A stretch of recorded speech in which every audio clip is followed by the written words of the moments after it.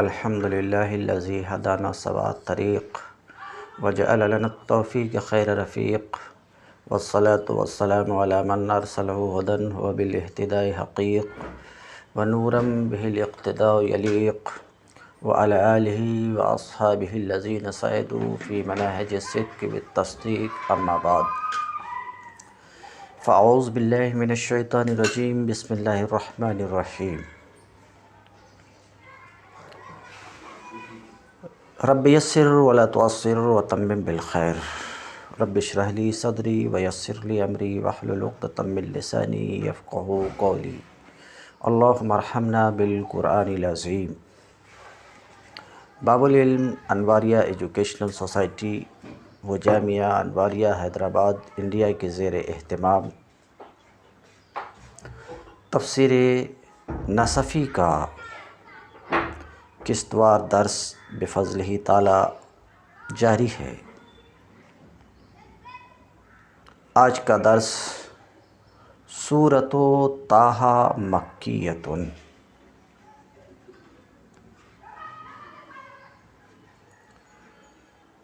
سورہ طٰہٰ مکیہ ہے۔ اس سے پہلے سورہ کہف اور سورہ مریم کے دروس بفضلہ تعالی مکمل ہوئے۔ آج سورہ طٰہٰ کو شروع کرنے کی سعادت حاصل کر رہا ہوں، اللہ رب العزت سے توفیق مانگتے ہوئے۔ مصنف کہتے ہیں سورۃ طٰہٰ مکیۃ، سورہ طٰہٰ مکیہ ہے۔ سورہ کہف اور مریم کے ضمن میں یہ بات بتائی گئی کہ نزول کے زمانہ کے اعتبار سے سورہ کی دو قسم کی گئی ہے، مکیہ اور مدنیہ، اور اس کی تعریف بتا دی گئی ہے، پلٹانے کی ضرورت نہیں ہے۔ تو سورہ طٰہٰ مکیہ ہے، یعنی ہجرت سے پہلے اس سورہ کا نزول ہوا ہے۔ مگر ظاہر ہے یہ بات تو سمجھ میں آئی کہ ہجرت سے پہلے اس سورہ کا نزول ہوا ہے، مگر ہجرت سے پیشتر مکے میں بحیثیت نبی آپ صلی اللہ علیہ وسلم 13 سال زندگی بسر کیے، اور ہر سال کے حالات مختلف رہے ہیں، بہت تیزی سے چینج ہوتے رہے ہیں۔ ہر ایک سال کے حالات، مسائل الگ الگ رہے ہیں۔ ایسی صورت میں اگر یہ بات متعین ہو جائے کہ وہ سورہ جس کی ہم تلاوت کر رہے ہیں، کرنے جا رہے ہیں، وہ کون سا نبوی سن تھا، اگر اس بات کا تعین ہو جائے اور تاریخ اور سیرت سے اس سن کے حالات ہمیں معلوم ہو، تو پھر سورہ کے میں جو مضامین ہیں ان مضامین کے سمجھنے میں بڑی سہولت ہمیں ہوگی۔ اس لیے کوشش کرتے ہیں اس بات کے سمجھنے کی کہ یہ نبوت کے نبوی کون سا سن تھا جس میں اس سورہ کا نزول ہوا ہے۔ تو اس سورہ کا زمان نزول سورہ مریم کے زمانے سے قریب ہی کا معلوم ہوتا ہے۔ ممکن ہے کہ یہ سورہ ہجرت حبشہ کے زمانے میں یا اس کے بعد نازل ہوئی ہو۔ بہرحال یہ امر یقینی ہے کہ حضرت عمر کی قبول اسلام سے پہلے یہ نازل ہو چکی تھی۔ ان کے قبول اسلام کی سب سے زیادہ مشہور اور معتبر روایت یہ ہے کہ جب وہ نبی صلی اللہ علیہ وسلم کو قتل کرنے کی نیت سے نکلے تو راستے میں ان کو ایک شخص جن کا نام ابو نعیم بتایا جاتا ہے، ان سے ملاقات ہوئی۔ انہوں نے عمر سے پوچھا، کس ارادے سے نکلے ہو عمر؟ تو عمر نے جواب دیا، نبی کریم علیہ السلام کے قتل کے ارادے سے نکلا ہوں۔ تو اس شخص نے عمر سے کہا، پہلے ذرا اپنے گھر کی خبر لو، تمہاری اپنی بہن اور بہنوئی اس نئے دین میں داخل ہو چکے ہیں۔ یہ سن کر عمر سیدھے بہن کے گھر پہنچے۔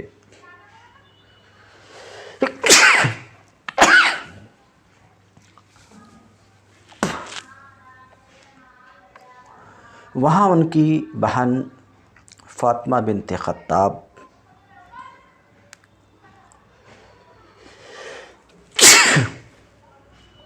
اور ان کے بہنوئی سعید بن زید بیٹھے ہوئے حضرت خباب بن ارت سے ایک صحیفے کی تعلیم حاصل کر رہے تھے۔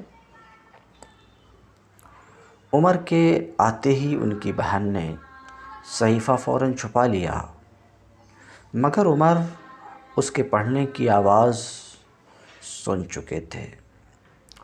انہوں نے پہلے کچھ پوچھ گچھ کی، اس کے بعد بہنوئی پر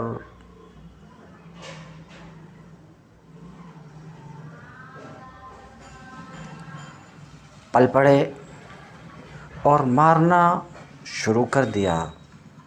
بہن نے بچانا چاہا تو انہیں بھی مارا، یہاں تک کہ ان کا سر پھٹ گیا۔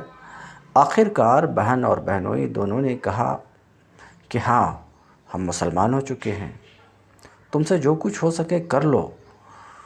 عمر اپنی بہن کا خون بہتے دیکھ کر کچھ پشیماں سے ہو گئے اور کہنے لگے کہ اچھا مجھے بھی وہ چیز دکھاؤ جو تم لوگ پڑھ رہے تھے۔ بہن نے پہلے قسم لی کہ وہ اسے پھاڑ نہ دیں گے، پھر کہا جب تک تم غسل نہ کر لو اس پاک صحیفے کو ہاتھ نہیں لگا سکتے۔ عمر نے غسل کیا، پھر وہ صحیفے لے کر پڑھنا شروع کیا۔ اس میں یہی سورہ طٰہٰ لکھی ہوئی تھی۔ پڑھتے پڑھتے یک لخت ان کی زبان سے نکلا، کیا خوب کلام ہے۔ یہ سنتے ہی حضرت خباب بن ارت جو ان کی آہٹ پاتے ہی چھپ گئے تھے، باہر آ گئے اور کہا، اللہ کی قسم مجھے توقع ہے کہ اللہ تعالیٰ تم سے اپنے نبی کی دعوت پھیلانے میں بڑی خدمت لے گا۔ کل ہی میں نے نبی صلی اللہ علیہ وسلم کو یہ فرماتے سنا ہے کہ اے اللہ، ابو الحکم بن ہشام یعنی ابو جہل یا عمر بن خطاب دونوں میں سے کسی ایک کو اسلام کا حامی بنا دے۔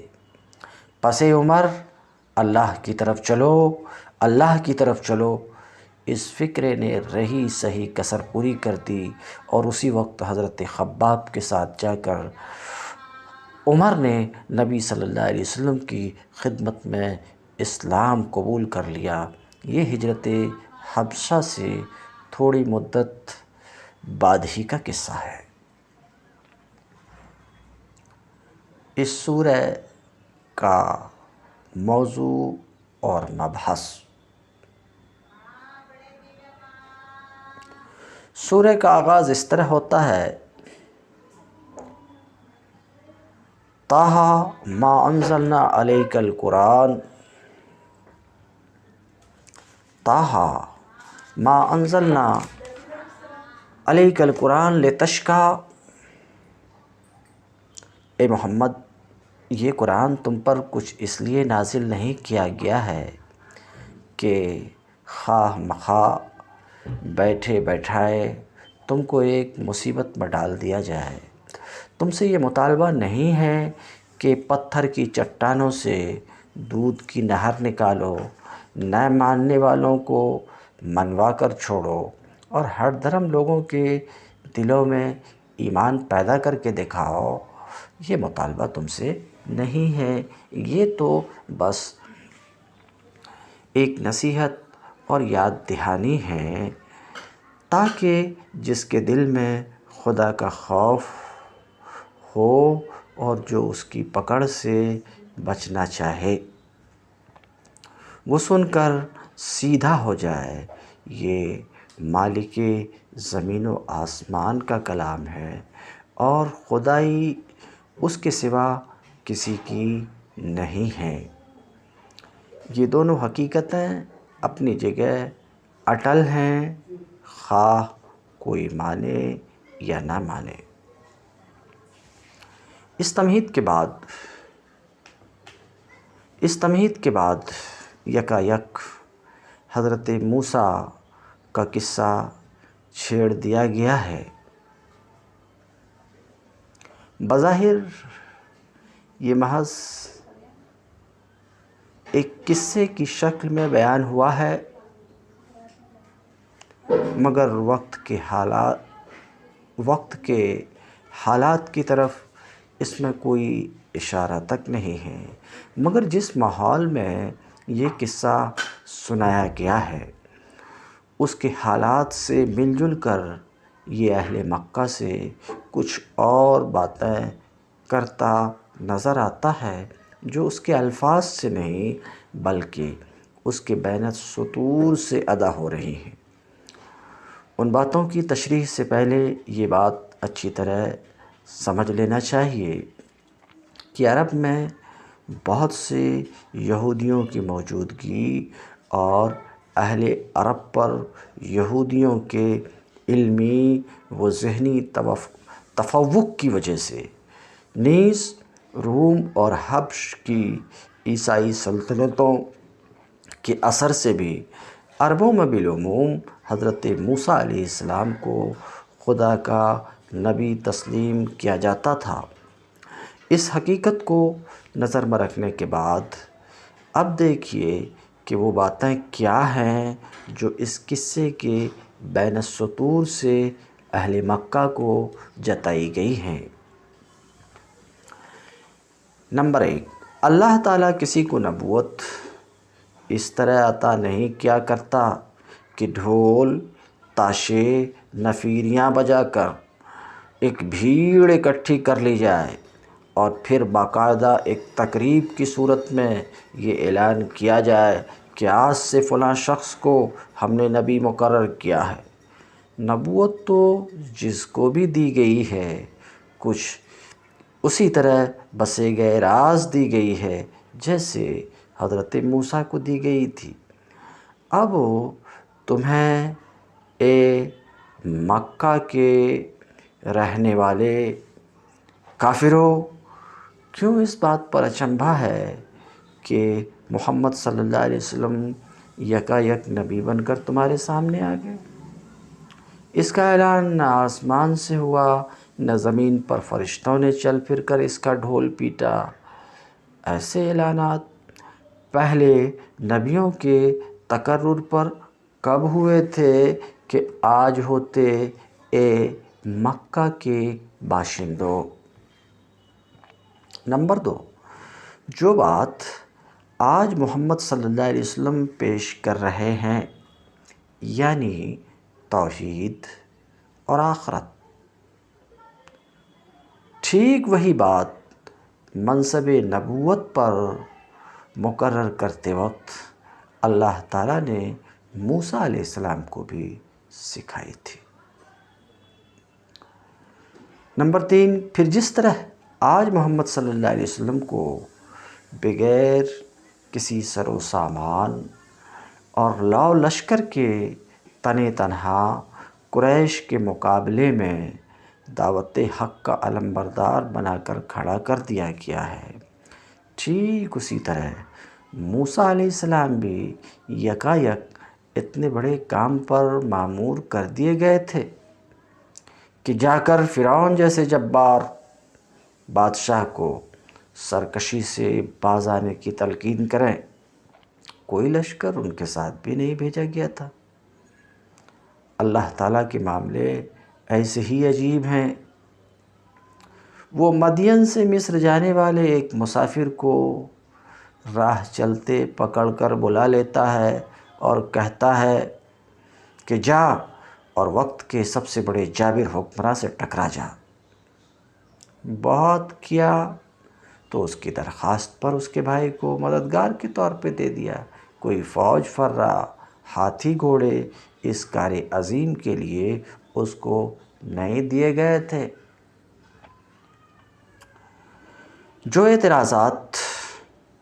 نمبر 4، جو اعتراضات اور شبہات اور الزامات اور مکر و ظلم کے ہتھ کنڈے آج اہل مکہ محمد صلی اللہ علیہ وسلم کے مقابلے میں استعمال کر رہے ہیں، ان سے بڑھ کر وہی سب ہتھیار فرعون نے موسیٰ علیہ السلام کے مقابلے میں استعمال کیے تھے۔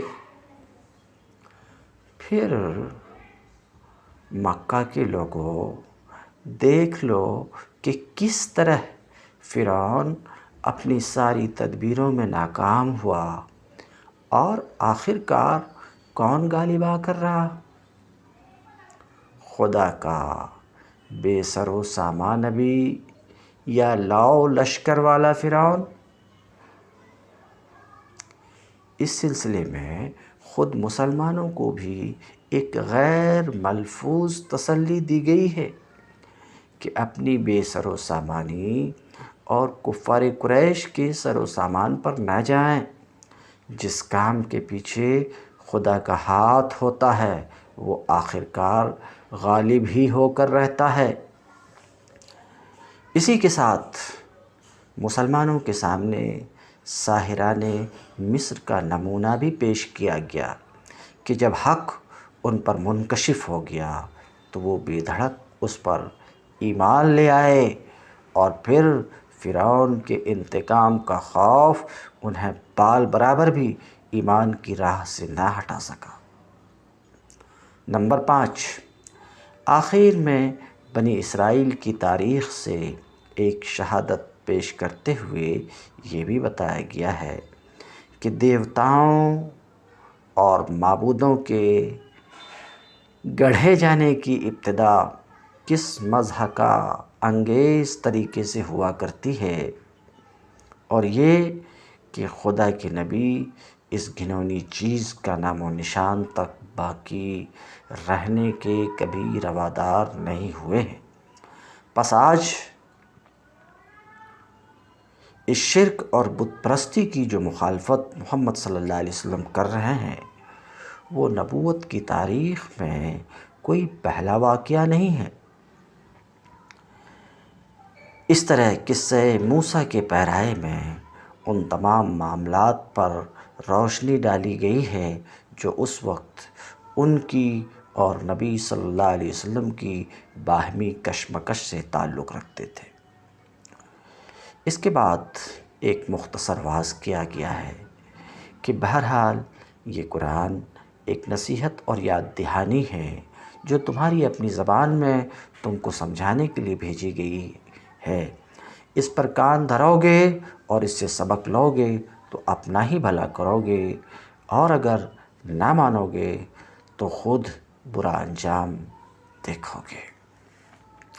پھر آدم علیہ السلام کا قصہ بیان کر کے یہ بات سمجھائی گئی ہے کہ جس روش پر تم لوگ جا رہے ہو یہ دراصل شیطان کی پیروی ہے۔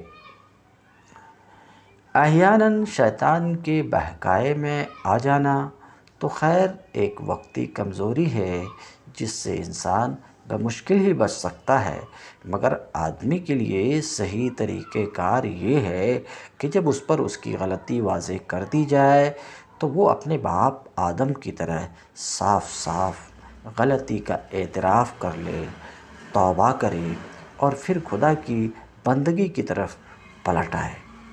غلطی اور اس پر ہٹ اور نصیحت پر نصیحت کیے جانے پر بھی اس سے باز نہ آنا، اپنے پاؤں پر آپ کلاڑی مارنا ہے جس کا نقصان آدمی کو خود ہی بھگتنا پڑے گا، کسی دوسرے کا کچھ نہ بگڑے گا۔ آخر میں نبی صلی اللہ علیہ وسلم اور مسلمانوں کو سمجھایا گیا ہے کہ ان منکرین حق کے معاملے میں جلدی اور بے صبری نہ کرو۔ خدا کا قاعدہ یہ ہے کہ وہ کسی قوم کو اس کے کفر و انکار پر فوراً نہیں پکڑ لیتا، بلکہ سنبھلنے کے لیے کافی مہلت دیتا ہے۔ لہٰذا گھبراؤ نہیں، صبر کے ساتھ ان لوگوں کی زیادتیاں برداشت کرتے چلو اور نصیحت کا حق ادا کرتے رہو۔ اسی سلسلے میں نماز کی تاکید کی گئی ہے تاکہ اہل ایمان میں صبر و تحمل، قناعت، رضا بقضا اور احتساب کی وہ صفات پیدا ہوں جو دعوت حق کی خدمت کے لیے مطلوب ہیں۔ تو سورۃ طٰہٰ مکیہ، سورہ طٰہٰ مکیہ ہے۔ ابھی یہ بات واضح کرنے کی کوشش کی گئی کہ یہ سورہ مریم کے قریب کے زمانے میں یہ سورہ نازل ہوئی ہے، ہجرت حبشہ کے زمانے میں یا اس کے فوراً بعد یہ سورہ نازل ہوئی ہے۔ وہی ہے 135 آیہ۔ سورہ طٰہٰ مکیہ ہے اور وہ یعنی سورہ طٰہٰ 135 آیہ۔ سورہ طٰہٰ میں 135 آیات ہیں۔ سورہ طٰہٰ میں 135 آیات ہیں۔ اس کے بعد مصنف کوفی لکھے ہیں، کوفی لکھ کر کے اختلاف قرأت کی طرف، آیت کی تعداد میں جو اختلاف ہے اس کی طرف اشارہ کرنا چاہ رہے ہیں۔ میں اس بات کو واضح کرتا چلوں کہ سورہ طٰہٰ میں کتنی آیات ہیں، تو قرائے سبعہ کے مابین عدد میں، تعداد میں اختلاف ہے۔ کوفی قراء کے نزدیک اس سورہ میں 135 آیت ہیں۔ کوفی قراء میں امام عاصم، امام حمزہ، امام علی، یہ قراء سبعہ میں سے 3 کوفی قراء ہیں۔ ان تینوں کے نزدیک اس سورہ میں 135 آیت ہیں۔ استاذ المحترم مواہب الجلیل میں فرماتے ہیں کہ قال ابو عمرو الدانی رحمہ اللہ،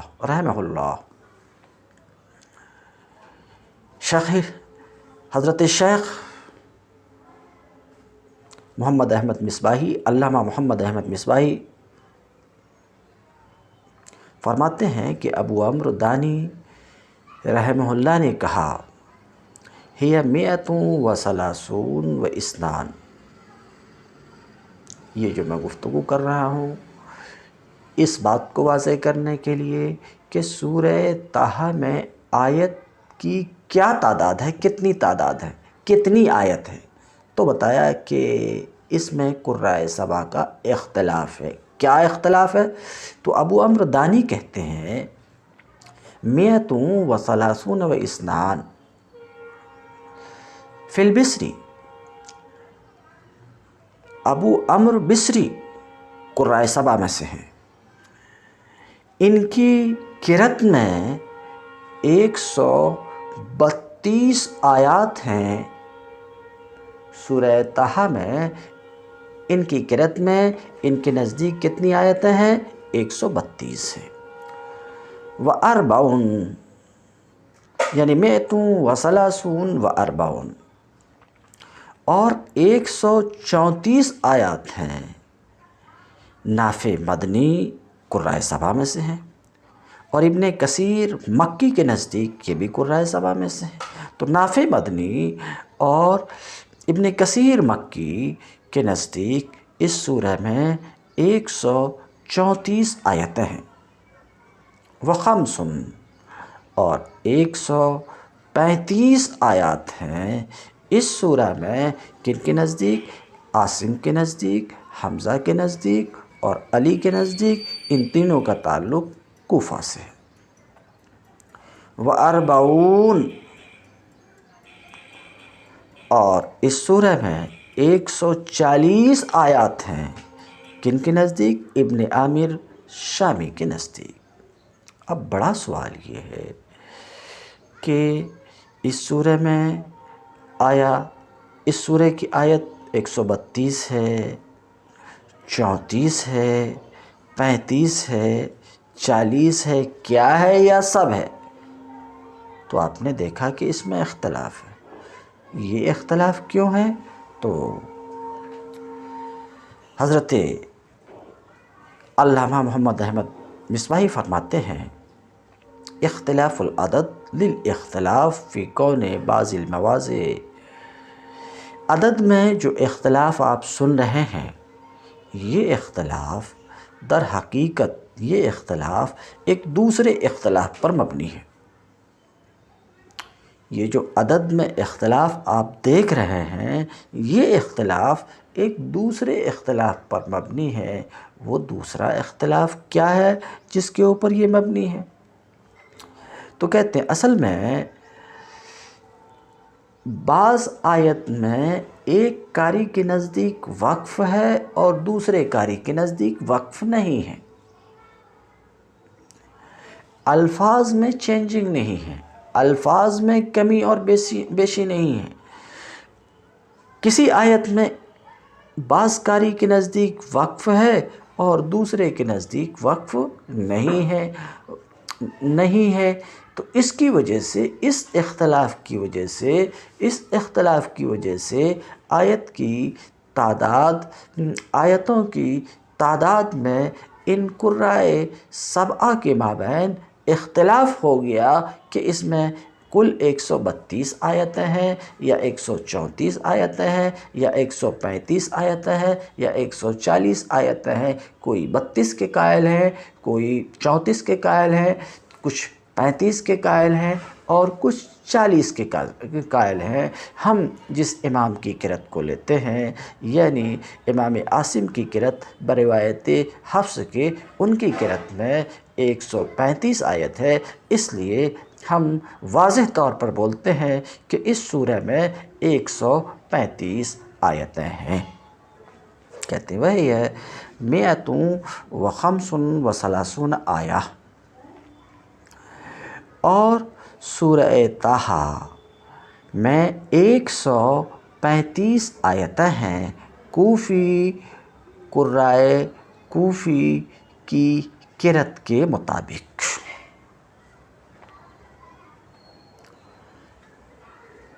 طٰہٰ ما انزلنا علیک القرآن لتشقیٰ،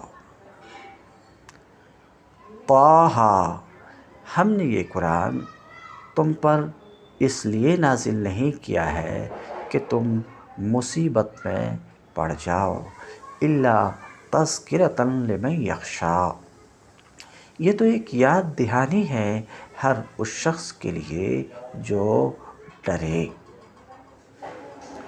یعنی قرآن کو نازل کر کے ہم کوئی ہونا کام تم سے نہیں لینا چاہتے ہیں، تمہارے سپرد یہ خدمت نہیں کی گئی ہے کہ جو لوگ نہیں ماننا چاہتے ہیں ان کو منوا کر چھوڑو، جن کے دل ایمان کے لیے بند ہو چکے ہیں ان کے اندر ایمان اتار کر ہی رہو۔ یہ تو بس ایک تذکیر اور یاد دہانی ہے، اور اس لیے بھیجی گئی ہے کہ جس کے دل میں خدا کا کچھ خوف ہو وہ اسے سن کر ہوش میں آ جائے۔ اب اگر کچھ لوگ ایسے ہیں جنہیں خدا کا کچھ خوف نہیں ہے، جنہیں اس کی کچھ پرواہ نہیں کہ حق کیا ہے اور باطل کیا ہے، اور ان کے پیچھے پڑھنے کی تمہیں کوئی ضرورت نہیں ہے اور تکلیف اٹھانے کی چندہ ضرورت نہیں ہے۔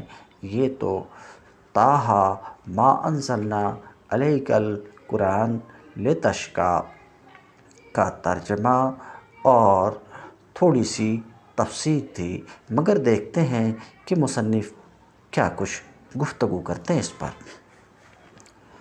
طٰہٰ فخم الطاء لاستعلائها وأمال الهاء ابو عمر۔ فخم الطاء، کرت کو سب سے پہلے ٹچ کر رہے ہیں مصنف۔ کیا کہتے ہیں؟ تا کو استعلا کی وجہ سے، تفخیم سے، اور ہا کو امالہ سے ابو عمرو بصری نے پڑھا ہے۔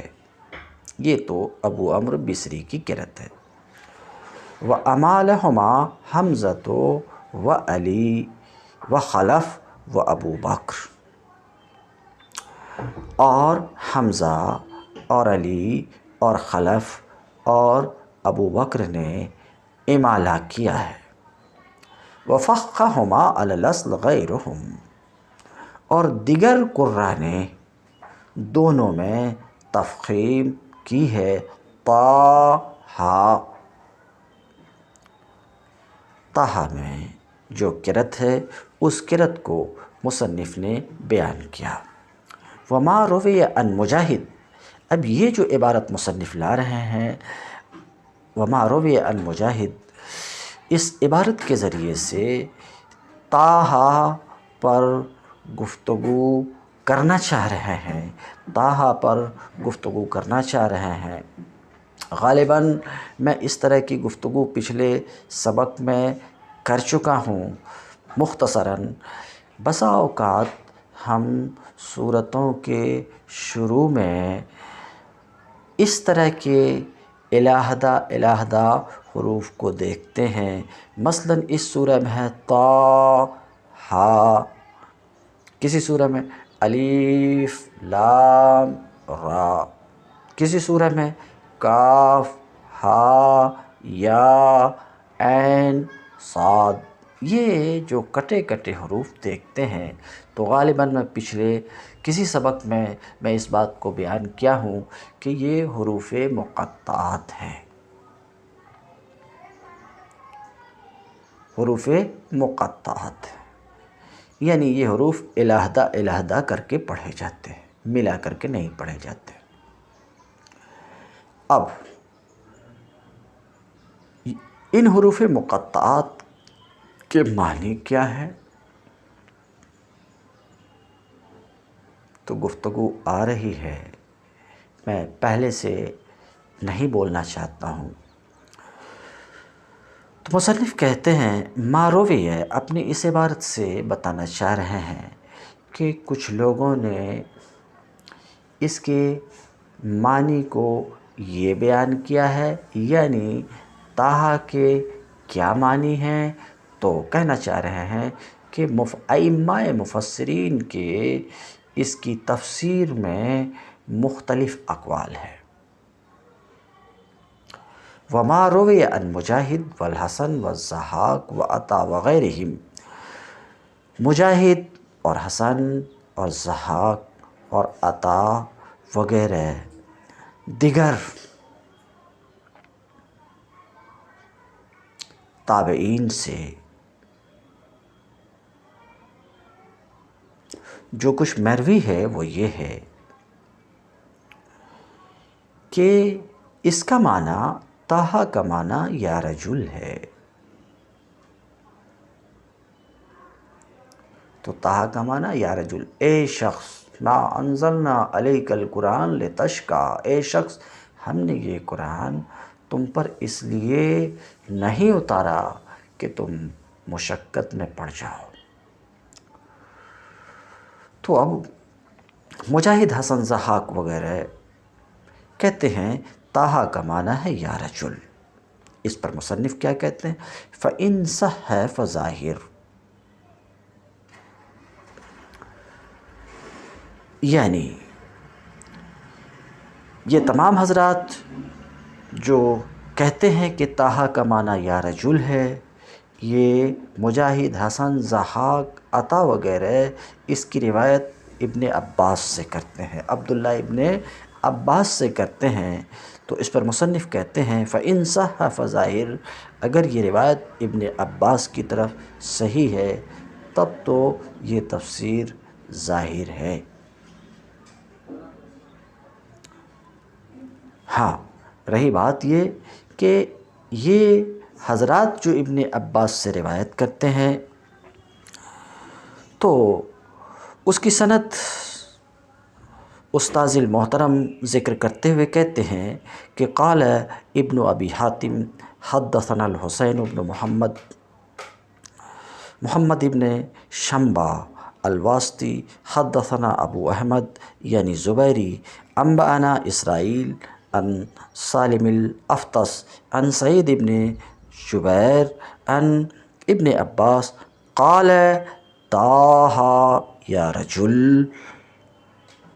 یہ سند، یہ روایت، اس روایت کو ابن کثیر نے اپنی کتاب میں بیان کیا ہے. تو بہرحال ان حضرات سے مروی یہ ہے کہ طٰہٰ کا معنی یا رجل ہے. مصنف کہتے ہیں فَإِن صَحَّ، اگر ان کی روایت ابن عباس کی طرف صحیح ہے، فظاہر، تو یہ بات ظاہر ہے.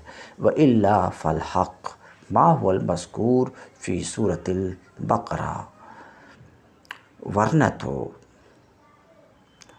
حق وہی ہے طٰہٰ وغیرہ کی تفسیر میں جس کو میں، مصنف کہتے ہیں حق وہ ہے جس کو میں سورہ بقرہ کے آغاز میں ذکر کر چکا ہوں. سورہ بقرہ کے آغاز میں جس کو میں ذکر کر چکا ہوں. کیا سورہ بقرہ کے آغاز میں انہوں نے ذکر کیا ہے، اس کو استاذ محترم نقل کرتے ہوئے کہتے ہیں قال ہناک، سورہ بقرہ میں مصنف نے کہا، سورہ بقرہ میں مصنف نے کہا الجمہور علی انہا اسماء السور، جمہور ائمہ مفسرین اس بات کے اوپر ہیں کہ سورتوں کے شروع میں جو مقطعات ہیں وہ سورتوں کے نام ہیں. تو یہاں پر جو طٰہٰ سورہ کے شروع میں ہے یہ بھی سورہ کا نام ہے. تو جمہور اس بات پر ہیں کہ یہ سورتوں کے نام ہیں. وقال ابن عباس رضی اللہ تعالی عنہ، اور ابن عباس رضی اللہ تعالی عنہما نے فرمایا اقسم اللہ بہذہ الحروف، سورتوں کے شروع میں جو اس طرح کے مقطعات ہیں ان حروف سے اللہ نے قسم کھائی ہے، ان حروف کے ذریعے سے اللہ نے قسم کھائی ہے. قال ابن عباس رضی اللہ عنہما اقسم اللہ بہذہ الحروف. مقطعات کے بارے میں دوسرا قول ابن عباس رضی اللہ عنہما کا ہے. کہتے ہیں کہ اللہ رب العزت نے سورہ کے شروع میں جو حروف مقطعات ہے ان کے ذریعے سے قسم اٹھائی ہے۔ اقسم اللہ بہذہ الحروف، اللہ نے ان حروف کے ذریعے سے قسم اٹھائی ہے۔ تیسرا قول حروف مقطعات کی تفسیر میں حضرت عبداللہ ابن مسعود رضی اللہ تعالیٰ عنہ کا ہے۔ حضرت عبداللہ ابن مسعود رضی اللہ تعالیٰ عنہ کہتے ہیں انہا اسم اللہ العظم، یہ حروف جو سورہ کے شروع میں ہیں یعنی حروف مقطعات اللہ کا اسم اعظم ہے۔ ایک چوتھا قول یہ ہے انہا من المتشابہ الذی لا یعلم تاویلہ الا اللہ، یہ حروف ان متشابہات میں سے، ان متشابہ میں سے ہے جس کی تعویل اللہ کے سوا کوئی نہیں جانتا، جس کی تفسیر، جس کے معنی اللہ کے سوا کوئی نہیں جانتا۔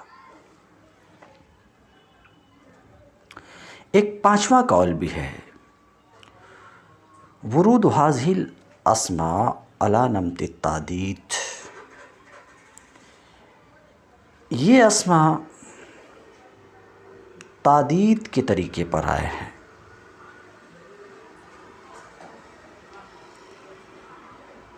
استاذ المحترم کہتے ہیں المختار عند المصنف، مصنف کے نزدیک مختار یہی ہے کہ یہ حروف تعدید کے طور پہ ذکر کیے گئے ہیں۔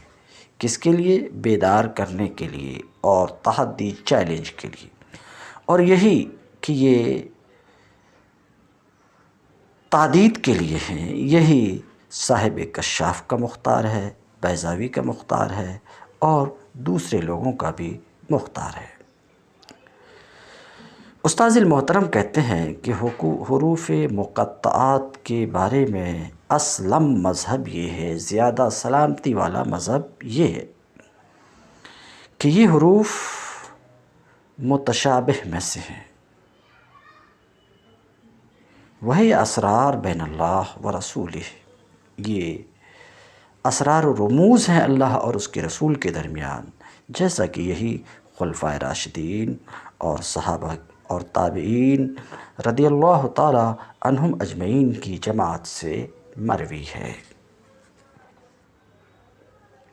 وَإِلَّا فَالْحَقُّ، ورنہ حق وہ ہے، مصنف کہتے ہیں حق وہ ہے جس کو سورہ بقرہ کے آغاز میں ذکر کر چکا ہوں۔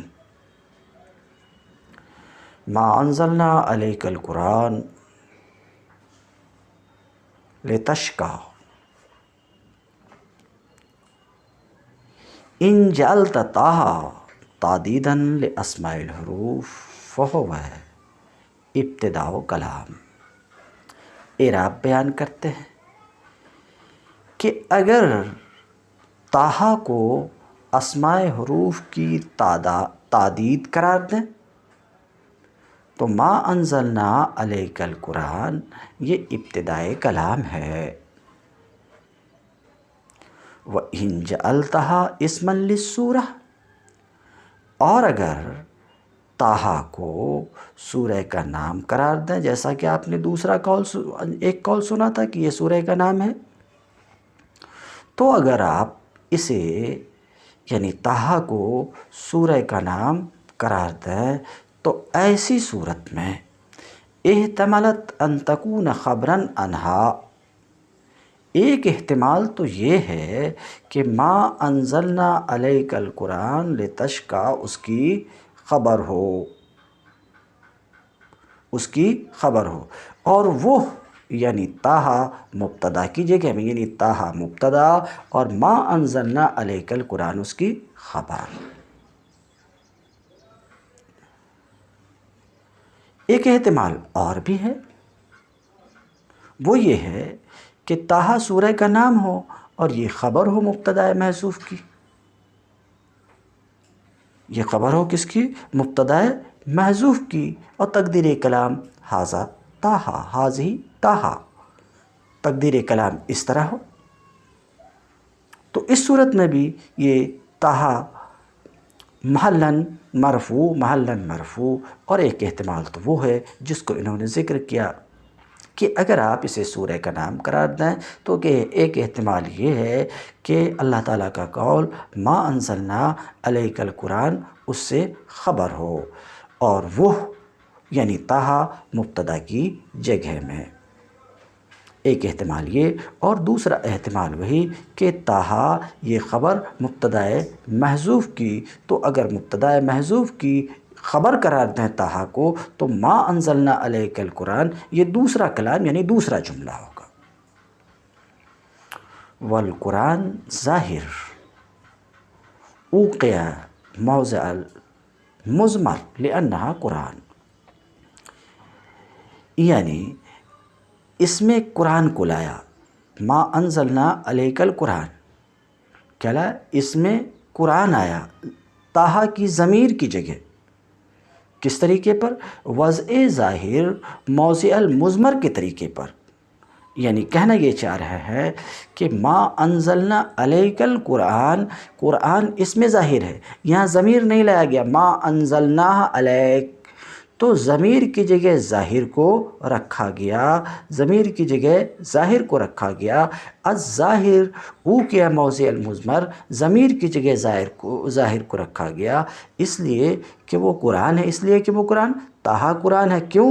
کیونکہ قرآن کا اطلاق جس طریقے سے کل قرآن پر قرآن کا اطلاق ہوتا ہے، ایسے ہی بعض قرآن پر بھی قرآن کا اطلاق ہوتا ہے، اور قرآن اس میں ظاہر ہے جسے اس میں ضمیر کی جگہ پہ رکھا گیا ہے، اس لیے کہ وہ یعنی طٰہٰ قرآن ہے۔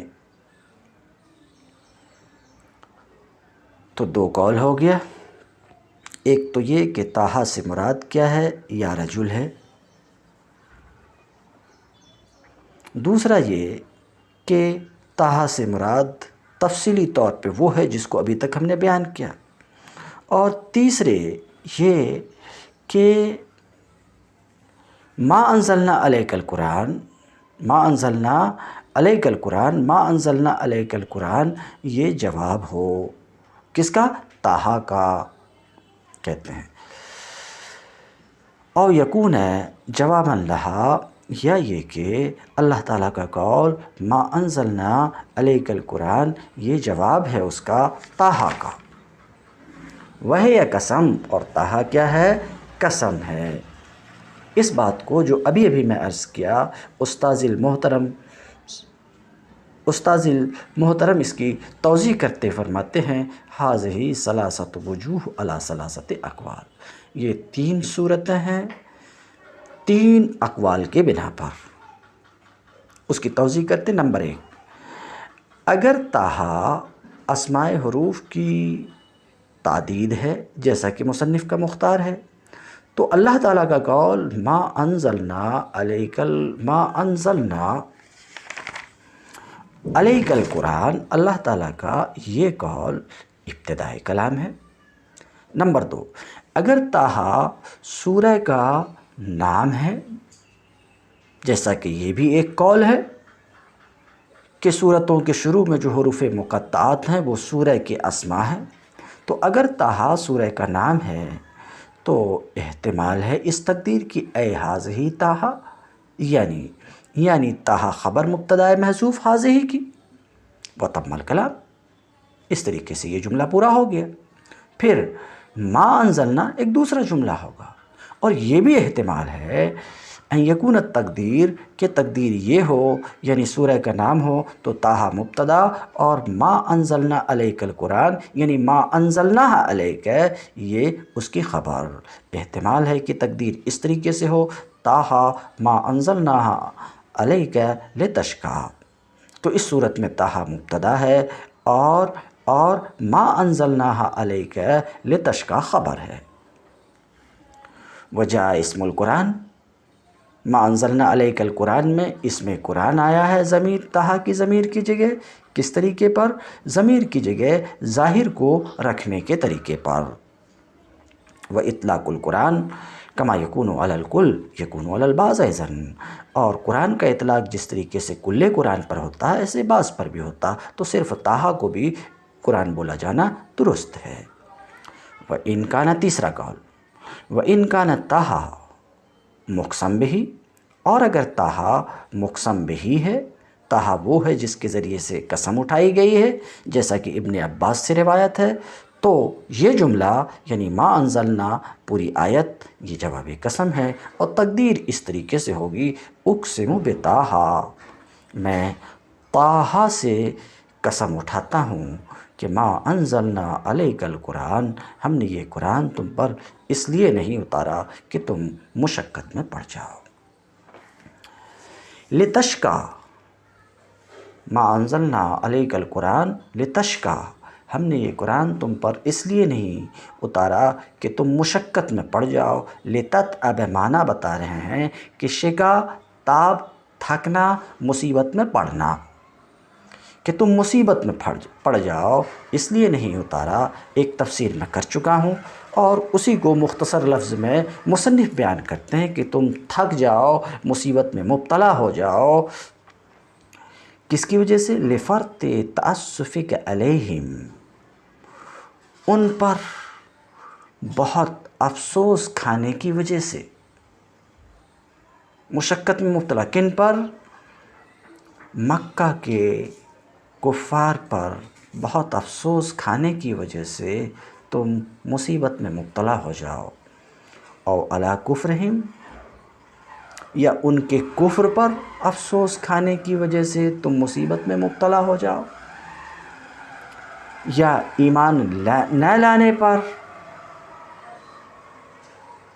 حسرت و افسوس میں مصیبت میں مبتلا ہو جاؤ، اس کے لیے ہم نے یہ قرآن تم پر نہیں اتارا ہے۔ تمہاری یہ ذمہ داری نہیں ہے کہ کوئی ایمان نہیں لانا چاہتا ہے تو اس کے پیچھے پڑے رہو اور نہ لانے پر دکھی ہو جاؤ، تمہاری یہ ذمہ داری نہیں ہے، تمہارا کام صرف پہنچا دینا ہے۔ تو لتشقیٰ کی تفسیر کرتے ہیں مصنف لتتعب، کہ تھک جاؤ، کس کی وجہ سے؟ ان کے اوپر خوب بہت زیادہ افسوس کرنے کی وجہ سے، او بقیام اللیل، کہ تم مشقت میں مبتلا ہو جاؤ، افسوس، حسرت و افسوس کی وجہ سے اختصار میں، یا قیام لیل کی وجہ سے۔ قیام لیل کی وجہ سے کیونکہ مروی ہے کہ روایتوں میں ہے کہ نبی کریم صلی اللہ علیہ وسلم رات میں نماز پڑھا کرتے تھے، یہاں تک کہ آپ کے دونوں پاؤں کثرت قیام کی وجہ سے دونوں پاؤں سوج جاتے تھے،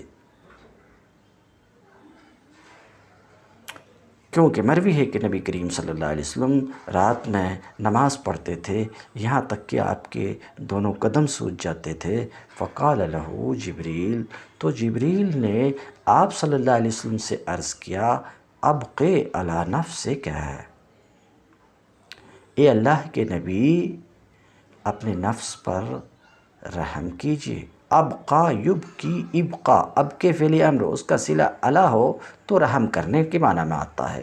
ابقی علی نفسک ہے، اے اللہ کے نبی اپنے نفس پر رحم کیجیے، کیونکہ آپ کے نفس کا بھی آپ کے اوپر کچھ حق ہے۔ تو معنی یہ ہوا کہ ہم نے اس قرآن کو مطلب یہ ہے کہ ہم نے اس قرآن کو اس لیے نازل نہیں کیا ہے کہ آپ اپنے نفس کو مشقت میں مبتلا کریں عبادت کے ذریعے سے۔ وما بعثت الا بالحنیفیۃ السمحا، آپ کو میانہ روی والی حقیقت کے ساتھ بھیجا گیا ہے۔ الا تذکرہ، مگر یاد دہانی، لیکن یاد دہانی کہتے ہیں۔ الا استثناء منقطع ہے، مستثنیٰ منقطع، مستثنیٰ متصل، مستثنیٰ من کے جنس سے نہ ہو تو مستثنیٰ منقطع ہے، یہ استثناء منقطع ہے، اور عام طور سے مفسرین استثناء انقطاع کی تفسیر لیکن سے کرتے ہیں، لیکن انزلنا ہو، لیکن ہم نے اس کو نازل کیا ہے یاد دہانی کے طور پر، مذکر بنا کر کہتے ہیں۔ تو مستثنیٰ منقطع ہے، یا یہ کہ حال ہے یعنی مذکر بنا کر ہم نے اس کو نازل کیا، لمن یخشا اے لمن یخاف اللہ، اس شخص کے لیے، ہر اس شخص کے لیے جو اللہ سے ڈرے، یا اس کے لیے جس کے متعلق اللہ کو معلوم ہے کہ وہ خشیت اختیار کرے گا۔ تنزیلاً بدل من تذکرہ، یہ تنزیل یہ بدل ہے، مفسر کہتے ہیں تنزیل بدل ہے تذکرہ سے، کب؟ اس وقت جب کہ تذکرہ کو حال بنایا جائے۔ استاذ المحترم کہتے ہیں کہ تنزیل کے اعراب میں چند صورتوں کو ذکر کیا۔ نمبر 1، تنزیل بدل ہے تذکرہ سے اس وقت جب کہ تذکرہ حال ہو، تو معنی یہ ہوا ما انزلناہ الا مذکرا منزلا، ہم نے نازل نہیں کیا قرآن کو مگر مذکر بنا کر اور منزل بنا کر۔ دوسری وجہ وَأَن يَكُونَ منصوب، تنزیل کو جو نصب ہے یہ اس وجہ سے بھی منصوب ہو سکتا ہے، نزل ہے مضمر کی وجہ سے بھی اسے نصب ہو سکتا، اے نزل تنزیلا ممن خلق، اس تنزیل کو نازل کیا گیا اس ہستی کی طرف سے جس نے پیدا کیا زمین کو، والسماوات العلی، اور بلند آسمانوں کو۔ تیسرا احتمال یہ ہے کہ یہ مدح کے بنا پر منصوب ہو، آنی تنزیلا، یا امدح ہو تنزیلا۔ چوتھا احتمال یہ ہے کہ یہ منصوب ہو اللہ تعالیٰ کے قول یخشا سے۔ کہتے ہیں چوتھا احتمال یہ ہے کہ منصوب ہو اللہ تعالیٰ کے قول یخشا کی وجہ سے، اس لیے کہ یہ تنزیل یخشا کا مفعول ہے، اور تقدیر عبارت اس طریقے سے ہے، انزلہ اللہ تذکرۃ لمن یخشا تنزیل اللہ۔ تو کہتے ہیں تنزیل بدل ہے تذکرہ سے اس وقت جب کہ تنزیل بدل ہے اس وقت تذکرہ سے جب کہ تذکرہ کو حال قرار دیا جائے، اور یہ بھی ہو سکتا ہے کہ یہ نزل مضمر کی وجہ سے منصوب ہو، یہ مدح کی بنا پر بھی منصوب ہو سکتا، اور یخشا کی بنا پر بھی منصوب ہو سکتا، مفعول بہی ہونے کی وجہ سے، یعنی انزلہ اللہ تذکرۃ لمن یخشا تنزیل اللہ، اللہ نے اسے تذکرہ بنا کر اتارا ہر اس شخص کے لیے جو اللہ کی تنزیل سے ڈرے، تو تنزیل مفعول بہی ہے، اس وجہ سے نصب ہے۔ ممن خلق الارض والسماوات، اس ہستی کی طرف سے جس نے زمین اور بلند آسمانوں کو پیدا کیا، من یتعلق بتنزیلہ، من یہ تنزیلہ سے متعلق ہے یعنی ظرف لغو ہے، صلۃ لہ کہتے ہیں اس کا صلہ ہے، تنزیل کا صلہ ہے۔ اولا یہ اولیا کی جمع ہے، فولا کی جمع، اولیا کی جمع ہے، اور اولیا یہ اعلیٰ کی مؤنث ہے، افعل کی مؤنث فولا کہتے ہیں۔ تو خلق الارض والسماوات العلی، سماوات کو علی سے موصوف کیا گیا ہے، سماوات کو علی سے موصوف کیے جانے میں دلیل ظاہر ہے ان کے سماوات کے خالق یعنی خالق سماوات کی قدرت کی عظمت پر۔ الرحمن علی العرش استوی، وہ رحمان عرش پر مستوی ہے۔ رفع علی المدح، رفع علی المدح، استاذ محترم کہتے ہیں کہ یجوز ان یکون مبتدا، رحمان مبتدا بھی ہو سکتا ہے، تو لام عہد کے لیے ہوگا جو رحمان میں ہے، اور اشارہ موصول کی طرف ہوگا، من خلق میں جو من ہے، اور خبر اللہ تعالیٰ کا قول علی العرش استویٰ وعلی الاول علی العرش استویٰ خبر و مبتداء محذوف۔ بہرحال پھر سے ہم دیکھتے ہیں،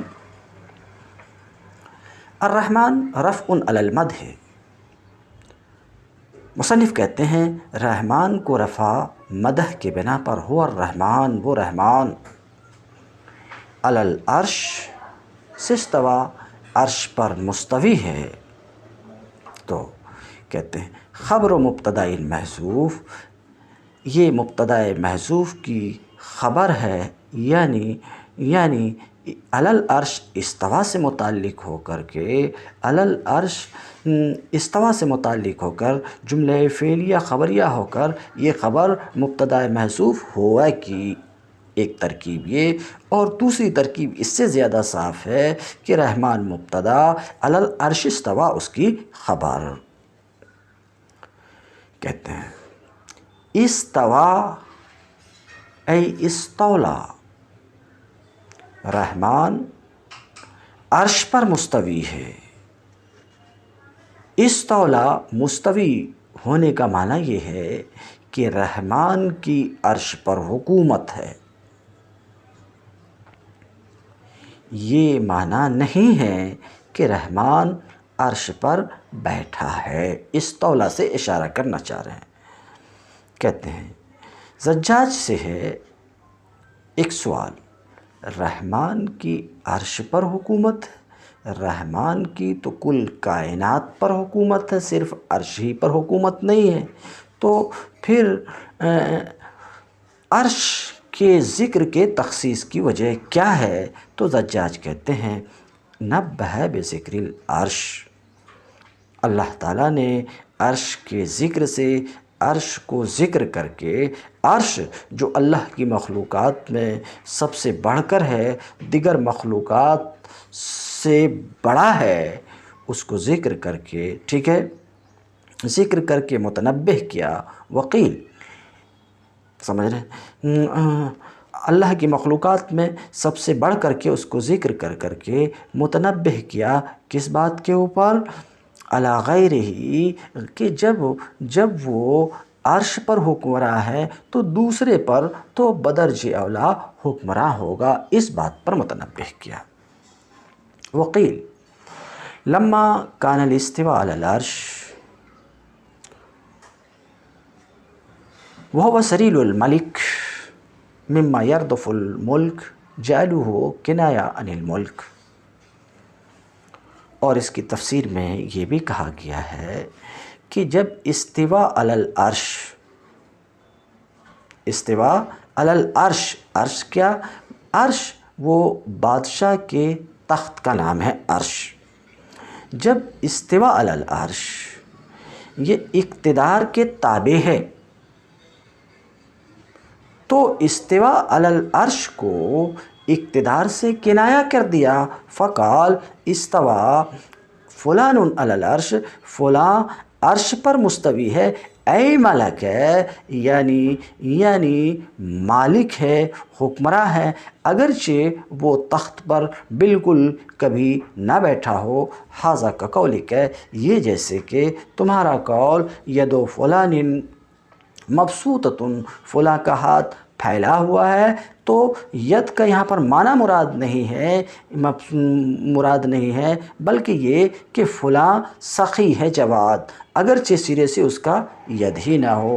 والمذہب قول علی رضی اللہ عنہ، اور اہل سنت کا مذہب اس سلسلے میں وہی ہے جو حضرت علی رضی اللہ تعالی عنہ کا قول ہے کہ استوا تو معلوم ہے، استوا تو معلوم ہے مگر کیفیت معلوم نہیں ہے، ایمان لانا اس پر واجب ہے اور اس کی کیفیت کے بارے میں سوال کرنا بدعت ہے۔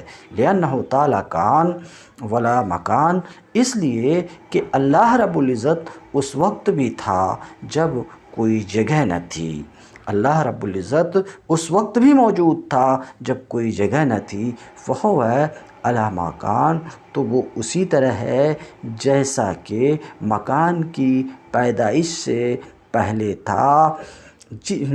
تھا، جس طرح تھا اس سے تبدیل نہیں ہوا۔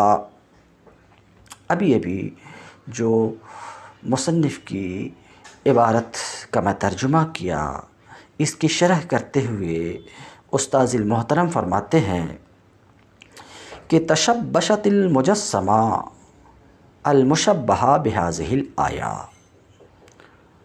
الرحمن علی العرش استویٰ، اس آیت سے مجسمہ مشبہہ نے استدلال کرتے ہوئے یہ کہا کہ اللہ عرش پر بیٹھا ہے۔ یہ کہا الرحمن علی العرش استویٰ سے یہ کہ رحمان عرش پر بیٹھا، ایسا مجسمہ نے کہا ہے، مجسمہ ایسا کہتے ہیں۔ استاذ المحترم فرماتے ہیں ھذا باطل عقلا و نقلا، مجسمہ کا یہ قول از روئے عقل کے بھی باطل ہے، از روئے نقل کے بھی باطل ہے۔ کیوں؟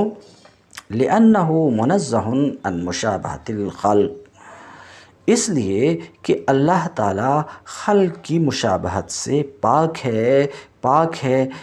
مخلوق میں بیٹھنے کی صفت پائی جاتی ہے، اگر یہی بات اللہ تعالیٰ میں ہو تو اللہ تعالیٰ کا مخلوق کے مشابہ ہونا لازم آئے گا، اور اللہ تعالیٰ مخلوق کی مشابہت سے پاک ہے۔ وَهُوَ قدیم، اللہ قدیم ہے، اور عرش حادث ہے، نہ وہ کسی کے لیے محل ہے، نہ حوادث کے لیے محل ہے، اور نہ حوادث کے لیے حال ہے، جیسا کہ یہ بات اپنی جگہ ثابت ہے۔ وَأَهْلُ الْحَقِّ سَلَكُوا ہونا مسلکین، اہل حق یہاں دو راستوں پر چلے ہیں۔ پہلا یہ کہ الاول الایمان بالاستواء مع نفی التشبیہ، پہلا استوا پر ایمان لانا۔ الرحمن علی العرش استویٰ، اللہ تعالیٰ نے، رحمان نے اپنے لیے استوا کو ثابت کیا ہے، تو ہمارا بھی استوا کے اوپر ایمان ہے۔ پہلا مسلک یہ ہے کہ استوا پر ایمان لانا تشبیہ کی نفی کرتے ہوئے۔ وما تفویض العلم بمعنیہ وکیفیتہ الی اللہ ورسولہ، تو پہلا مسلک یہ ہے استوا پر ایمان لانا تشبیہ کی نفی کرتے ہوئے، اور اس کے معنی کو اور اس کی کیفیت کو اللہ اور اس کے رسول کے علم پر سپرد کرتے ہوئے۔ کیا؟ پہلا مذہب یہ ہے کہ استوا پر ہمارا ایمان ہے، رحمان مستوی ہے، مگر اس کی کیفیت کیا ہے وہ ہمیں نہیں معلوم ہے، تو اب وہ ہمیں نہیں معلوم ہے، اور اس سے کیا مراد ہے یہ اللہ تعالیٰ کو معلوم ہے۔ تو پہلا مسلک یہ ہے کہ استوا پر ایمان لانا تشبیہ کی نفی کے ساتھ، اور علم، اس کے معنی کے علم کو اللہ پر سپرد کرنا، اس کے صحیح معنی کو اللہ ہی جانتا ہے، اور استوا کی کیفیت کو اللہ ہی جانتا ہے۔ فَإِنَّهُ مِنَ الْمُتَشَابِهِ الَّذِي لَا يَعْلَمُ الْقَوْمُ، کیونکہ یہ یعنی اللہ تعالیٰ کا قول الرحمن علی العرش استویٰ، یہ اس متشابہ میں سے ہے جس کو لوگ نہیں جانتے ہیں۔ لا یعلم القوم ما اراد اللہ، لوگ نہیں جانتے ہیں کہ اس سے اللہ کی کیا مراد ہے۔ اور دوسرا مسلک اس کی تعویل کا ہے۔ دوسرا مسلک کس کا ہے؟ تعویل کا ہے، کہ اہل حق یہاں پر دو مسلک پہ چلے۔ پہلا مسلک وہی ہے کہ استوا پر ایمان لانا تشبیہ کی نفی کرتے ہوئے، اور اس سے کیا اللہ کی مراد ہے وہ اللہ کو معلوم ہے، استوا کی کیا کیفیت ہے وہ اللہ کو معلوم ہے، ہمیں معلوم نہیں ہے۔ دوسرا مسلک اہل حق کا یہ ہے کہ اس کی تعویل کرنا آیات محکمات کے موافق باطل فرقہ کو خاموش کرنے کے لیے، اور عقل نیچے درجے کی عقلوں کو مطمئن کرنے کے لیے، والتاویل ہا ہونا، دوسرا مسلک تعویل ہے۔ اور تعویل یہاں پر کیا ہے؟ تعویل یہاں یہ ہے کہ آیت میں جو استوا ہے، استوا سے بنا ہے، استوا استیلا کے معنی میں ہے، غلبہ، قبضہ، حکومت کے معنی میں۔ تو الرحمن علی العرش استویٰ، اے استولا، رحمان عرش پر حکمراں ہے، رحمان عرش پر حکمراں ہے، اس کی حکومت عرش پر ہے کہتے ہیں۔ تعویل یہاں پر یہ ہے کہ استوا استیلا کے معنی میں ہے۔ وَيَتَّجِهُ السوال ہونا، یہاں پر ایک سوال وارد ہوتا ہے بسبب تخصیص العرش بالذکر، ذکر میں عرش کے خاص کیے جانے کی وجہ سے، حالانکہ اللہ تو پوری کائنات کا مالک ہے اور سارے مخلوق کا حاکم ہے۔ فعجاب، اس کا مصنف نے جواب دیا کہ عرش اعظم مخلوقات ہے، تو جب اس کا وہ مالک ہے، اس کا حکمراں ہے، تو جو اس سے نیچے درجے کے ہیں بدرجہ اولا وہ اس کا قبضہ اس پر بھی ہے، اس کی حکومت ان پر بھی ہے۔ فذکر الولایہ علیہ ینبہ علی الولایہ علی غیرہ بالطریق الاولی۔ ایک جواب کہ استولا کے معنی میں ہے، استوا استیلا کے معنی میں ہے۔ ایک دوسرا جواب، والجواب الثانی، دوسرا جواب یہ ہے کہ عرش نام ہے تخت شاہی کا، والاستواء علیہ، اور استواء علی السریر سے کنایہ ہے ان ولایت المملکہ کلہا، پوری سلطنت کی ولایت سے، حکومت سے۔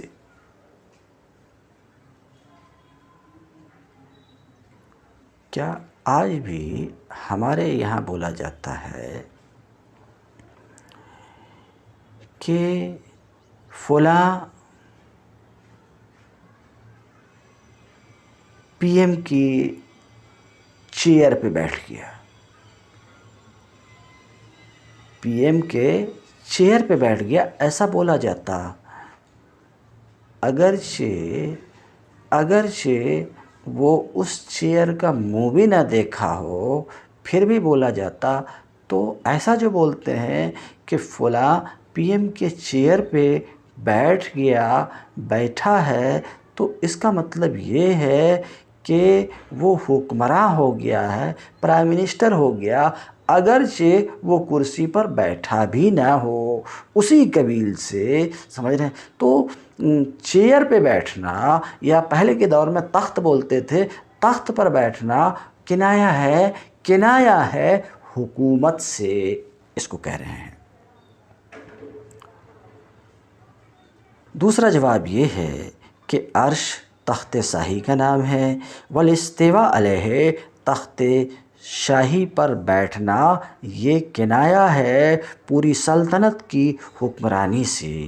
وفیہ جواب آخر عن اصل المسئلہ، یہاں پر اصل مسئلہ کا ایک دوسرا جواب بھی ہے، وہ یہ کہ کنایہ سے اس کا لازمی معنی مراد ہوا کرتا ہے، اصل معنی کا مراد لیا جانا ضروری نہیں ہے، بل لا یلزم تحققہ، بلکہ اس کا تحقق اور ثبوت بھی لازم نہیں ہے۔ تو استواء علی العرش جب حکومت سے کنایہ ہے، سلطنت سے کنایہ ہے، بولا جاتا استوا فلان علی سریر الملک، اور مراد لیا جاتا ہے کہ فلاں بادشاہ ہو گیا، سلطان ہو گیا، اگرچہ تخت پر، اگرچہ کرسی پر نہ بیٹھا ہو، بلکہ اگرچہ تخت بالکل ہی نہ ہو، فباستوائہ تعالی علی العرش، تو اللہ تعالیٰ کے عرش پر مستوی ہونے سے کنایہ ہے اس کے سلطان عالم ہونے کا، اس کے سلطان عالم ہونے کا، مالک عالم ہونے کا، ساری کائنات کے حکمراں ہونے کا۔ حقیقت استوا مراد نہیں ہے، کیونکہ اس کی حقیقت تو اجسام کے ساتھ مختص ہے، اور اللہ تعالیٰ جسم اور اس کے لوازم سے پاک ہے۔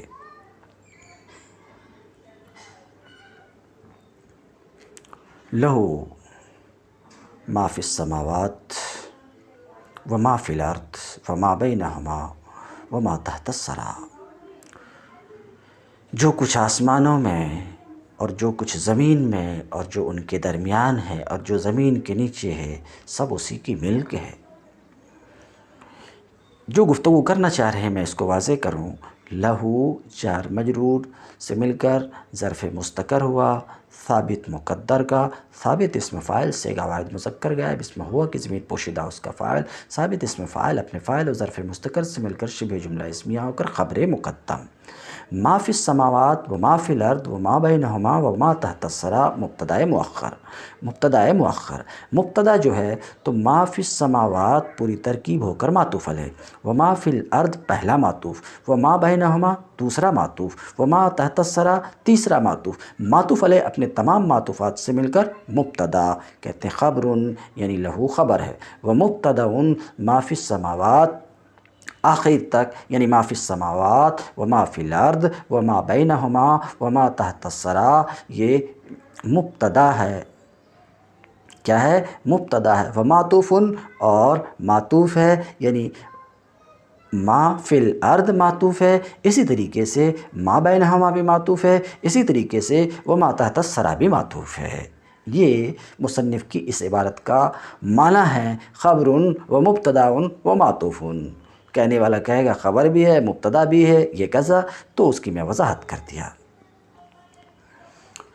معطوف وما بینہما، اور جو ان دونوں کے درمیان ہے، آسمانوں اور زمین کے درمیان ہے، ذالک کلہ، کل کا کل اس کا ملک ہے، اس کی ملک ہے، وما تحت الثری، اور وہ بھی جو ثری کے نیچے ہے، زمین کے نیچے ہے، مٹی کے نیچے ہے، ان کی تفسیر میں ساتوں زمین کے نیچے ہے یا اس صخرہ کے نیچے ہے جو ساتویں زمین کے نیچے ہے۔ وَإِن تَجْهَرْ بِالْقَوْلِ فَإِنَّهُ يَعْلَمُ السِّرَّ وَإِن تَجْهَرْ بِالْقَوْلِ فَإِنَّهُ يَعْلَمُ السِّرَّ وَأَخْفَى، تم چاہے اپنی بات پکار کر کہو، وہ تو چپکے سے کہی ہوئی بات بلکہ اس سے مخفی تر بات بھی جانتا ہے۔ یعنی کچھ ضروری نہیں ہے کہ جو ظلم و ستم تم پر اور تمہارے ساتھیوں پر کفار مکہ کی طرف سے ہو رہا ہے، جن شرارتوں اور خباثتوں سے تمہیں نیچا دکھانے کی کوشش کی جا رہی ہے، ان پر تم بآواز بلند ہی فریاد کرو۔